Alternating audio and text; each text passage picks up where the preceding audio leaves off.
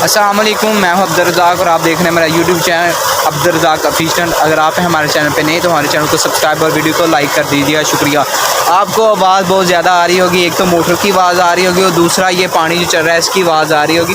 मेरी आवाज़ अब भी आपको कम आ रही होगी। मैं स्टार्टिंग जो वीडियो पॉइंट है वो अपनी ट्यूबवेल से करना चाहता था कि अब ट्यूबवेल को आपको दिखाऊँ कि ट्यूबवेल चलता हुआ कैसा लगता है, क्योंकि अब इस वक्त आप देख रहे हैं पानी फुल चल रहा है और बड़े खाले में पानी चल रहा है। इधर से होता हुआ वो दूर जा रहा है।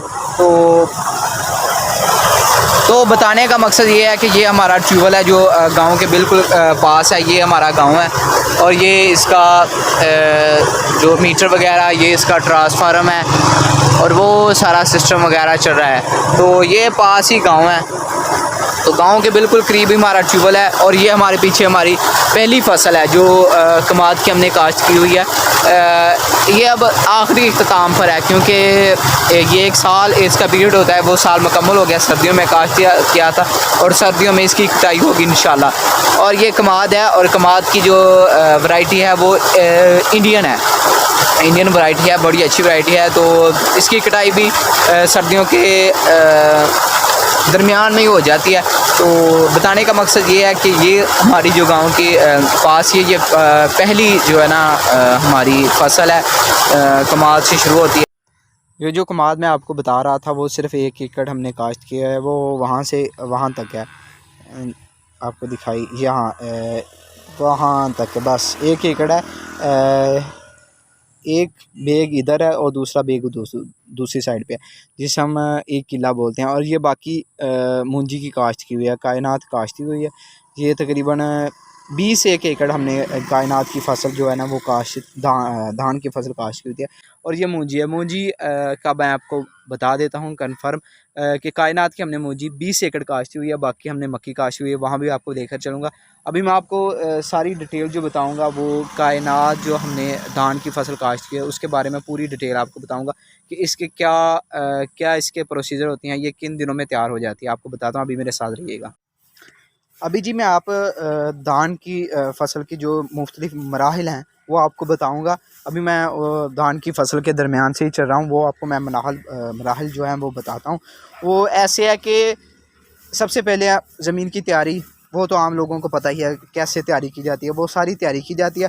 इसके बाद ज़मीन को खुला छोड़ दिया जाता है, क्योंकि खुला छोड़ने का मकसद ये होता है कि उसमें ज़मीन में जो बूटी वगैरह उगनी है वो टाइम से उग जाए, बाद में किसान को तकलीफ़ ना दे।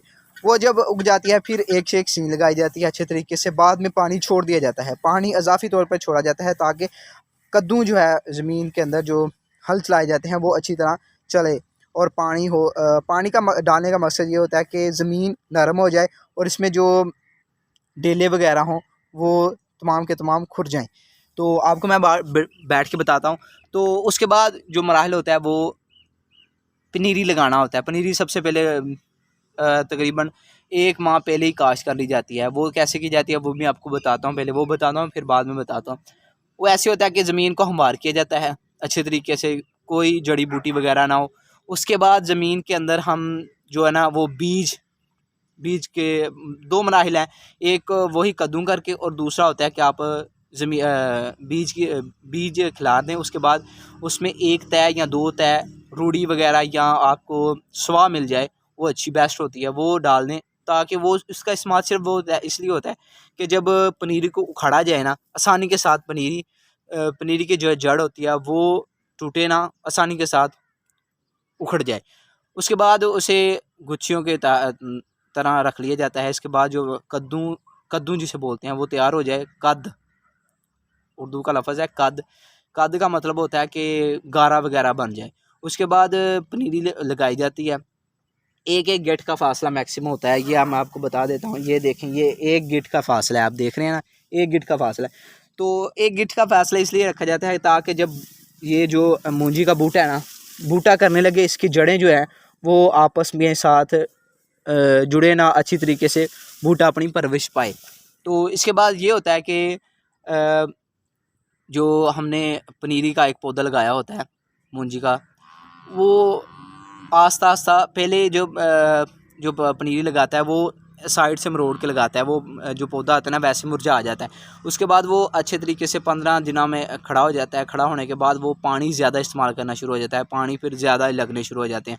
इसके बाद जो मरला आता है वो होता है कि पौधा खड़ा हो गया है अच्छे तरीके से, उसने छाँव करना शुरू कर दिया। हमारी ज़ुबान में जब हम किसान बोलते हैं कि उसने छाँव कर दिया। छाँव का मतलब ये होता है कि उसने ना खड़ा होके जो उसके 1, 2, 3 पत्ते थे वो साथ थे, उसने 1-2 इज़ाफ़ी इस्तेमाल किए ताकि छाँव हो जाए। छाँव करने के बाद छाँव जब होती है ना तो फिर जो है ना पानी आस्ता-आस्ता कम होना शुरू हो जाता है। इसके बाद फिर पानी ज़्यादा हो जाता है। वो कैसे होता है, जब इसकी नालियाँ वग़ैरह बन जाती हैं, ये आप देख रहे हैं ये नालियाँ होती हैं, ये जब बन जाती हैं तो वो तब भी वो पानी बहुत ज़्यादा पानी ये नालियाँ ले जाती हैं। इसका वजह ये होती है ये नशोनुमा पाना शुरू हो जाता है। इसके बाद जो तीसरा मरहला आता है वो होता है गोब का। जैसे कि चंद दिनों बाद अभी गोब शुरू हो जानी है, ये देख रहे हैं ना आप, ये गोब शुरू हो जाएगी इंशाल्लाह। ये ऐसे हो जाएगी यहाँ से ना इसके मूंजी के दाना जो हमने जो फल वगैरह, फल इसे कहेंगे क्योंकि मूंजी के चावल इसे बोल लेते हैं, चावल निकलना शुरू हो जाएंगे। तो चावल ऐसे होंगे जैसे दूध नहीं होता, जब इसे निकालेंगे ना उसे खोल से, तो आपको ऐसे मरोड़ेंगे तो वो दूध की तरह होगा।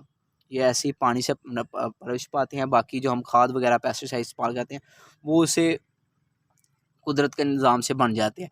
तो ये 3 मराहिल होते हैं। तो तीनों में बड़ा एहतियात करना पड़ता है। एक जब बूटा छाँव करता है, दूसरा जब नालियाँ बनाता है और तीसरा जब गोब होती है। गोब के दौरान आपको थोड़े दिनों बाद स्प्रे वगैरह भी करनी पड़ेगी क्योंकि ज़्यादातर लोग कहते हैं कि तेला आ गया। तेला भी आ जाता है लेकिन स्प्रे करने के 2 फ़ायदे हो जाते हैं। एक तो तेला भाग जाता है, जो तेला वगैरह सफ़ेद दाने बन जाते हैं ना यहाँ पर ना सफ़ेद दाने बन जाते हैं, तो वो आ जाता है। इसके बाद जो होता है ना वो स्प्रे मैं बता रहा था, स्प्रे तो एक तो होती है कि तेले वगैरह की, दूसरी होती है कि अच्छा फल हमें वसूल हो, अच्छी पैदावार आ जाए, वज़न ज़्यादा हो जाए। मुख्तलिफ जो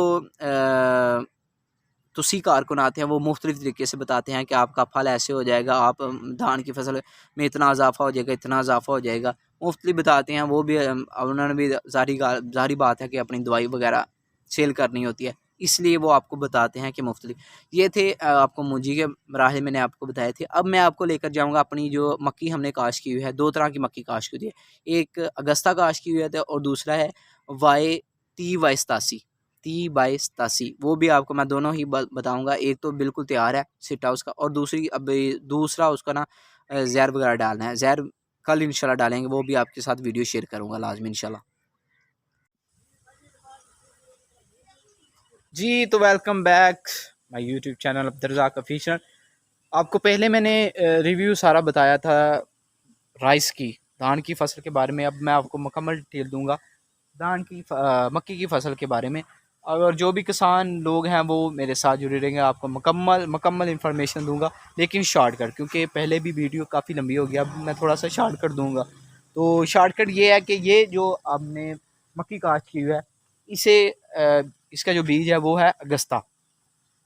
अगस्ता को किसी भी मौसम में काश्त किया जा सकता है, लेकिन ये सर्दियों के मुकाबले में गर्मियों में ज़्यादा मुश्किल होती है इसकी देखभाल करना, क्योंकि इसे स्टार्टिंग में ही सुंडी का ख़तरा लागू हो जाता है।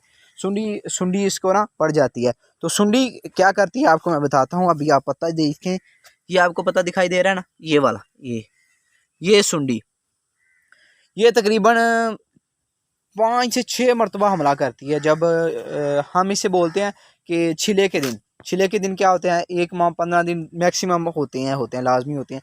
जब तक इसे एक जहर इसके कुंबल में यहाँ पर ये जहर एक मरतबा ना डाल दें, तब आप सुंडी इसकी जान नहीं छोड़ती। तो बताने का मकसद ये है कि अगर कोई इसे इस टाइम पर काश्त करता है, जो अब चल रहा है कि हमने इसे 10 अगस्त को काश्त किया था, तो लफ्ज़ बीज अगस्ता है, लेकिन ये अगस्त गर्मियों में मुश्किल होता है, बड़ी मुश्किल से। अल्लाह की रज़ा शामिल हो तो फिर तो क्या ही बात होती है। तो हमने इसे ना 3 से पहले जब काश्त की, तो इसके सबसे पहले दिन ही 24 घंटे वाली स्प्रे की, जो गंद वगैरह होता है आप देख रहे हैं ना, ये गंद बिल्कुल साफ़ है। यहाँ इसकी पटरी पर कोई आपको घास या बूटी वगैरह आपको दिखाई नहीं दे रही होगी। तो इसके बाद स्प्रे करने के बाद हमने जब ये 3 पत्ते हुए ना, ये वाले 3 पत्ते, एक ये वाला, एक ये 2 और ये 3 जब हुए तो हमने इसे एक स्प्रे कर दी, एक स्प्रे की और साथ पानी लगाया। फिर एक हफ्ते बाद स्प्रे की, फिर एक हफ्ते बाद स्प्रे की। 3 स्प्रे करने के बाद ये होगी यहाँ तक, मेरे गोडे गोडे तक, जिसे हम बोल सकते हैं कि 2 फिट होगी, 2 या 1.5 फिट होगी। 1.5 फिट होने के बाद हमने इसके कुंबल में जहर डाल दिया। जहर डालने का मकसद ये था, जो सुंडी वगैरह होती है ना, वो रात को खाना शुरू हो जाती है, पत्ते रात को खाती है। तो वो रात को हम जब स्प्रे करते थे, दिन होता था, तब वो मरती नहीं, क्योंकि हम इस यहाँ पर स्प्रे करते थे इस जगह पर, तो पानी यहाँ से यहाँ जाता था, लेकिन यहाँ पर नहीं जाता, यहाँ होती है वो सुंडी। तो इसके बाद जब हम जहर इसमें डालते हैं यहाँ पर, तो जहर डालने के बाद सुंडी का असर काफ़ी ज़्यादा कम हो गया था, अल्हम्दुलिल्लाह काफ़ी ज़्यादा। उसके बाद हमने एक भी स्प्रे नहीं की, पानी लगाया, उसके बाद बारिशें आती रही, लेकिन सुंडी अल्हम्दुलिल्लाह नहीं आई। सुंडी अब कल या हमने परसों उधर पीछे छोड़ा है हम छोटी मकई, और अब बढ़ रहे हैं जी बड़ी मक्की की तरफ। आपको बड़ी मक्की का रिव्यू करवाता हूँ मुकम्मल। अगर आपको हमारा व्लॉग पसंद आए तो हमारे चैनल को सब्सक्राइब और वीडियो को लाइक कर दीजिएगा। शुक्रिया शुक्रिया शुक्रिया। अभी हम जी बिल्कुल अपनी सड़क से जा रहे हैं उसकी तरफ, मक्की की तरफ। आपको दिखाई भी दे रही होगी, लेकिन आपको ये अभी जी आपके सामने है जी बड़ी मक्की। ये यहाँ से लेकर वो उधर तक वो आपको बड़ी बड़ी दिखाई दे रही होगी। इसकी ये सली, ये साइज आप देख लें, और इसका सिट्टा तकरीबन बिल्कुल तैयार है। इसका ये जो बीज का नाम है वो है 30/87। इस पे कम होती है असर। ये देख लें, माशाल्लाह माशाल्लाह, बहुत बहुत ही खूबसूरत दाने हैं जी, बड़ी माशाल्लाह। ये भी आपको दिखाता हूँ, और भी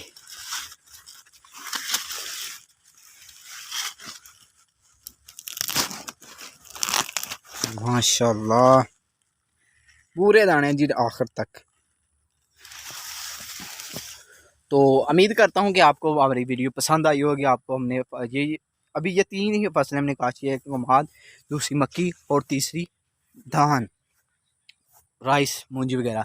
तो उम्मीद करता हूँ आपको ये हमारी आप आज का व्लॉग कह रहे हैं या इसे वीडियो के लिए आप पसंद आएगा। अगर आपको पसंद आया तो हमारे चैनल को सब्सक्राइब और वीडियो को लाइक कर दीजिए, शुक्रिया।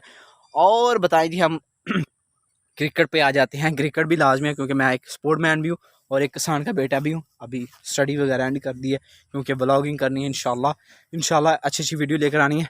तो पाकिस्तान का स्क्वाड अनाउंस हुआ है जी।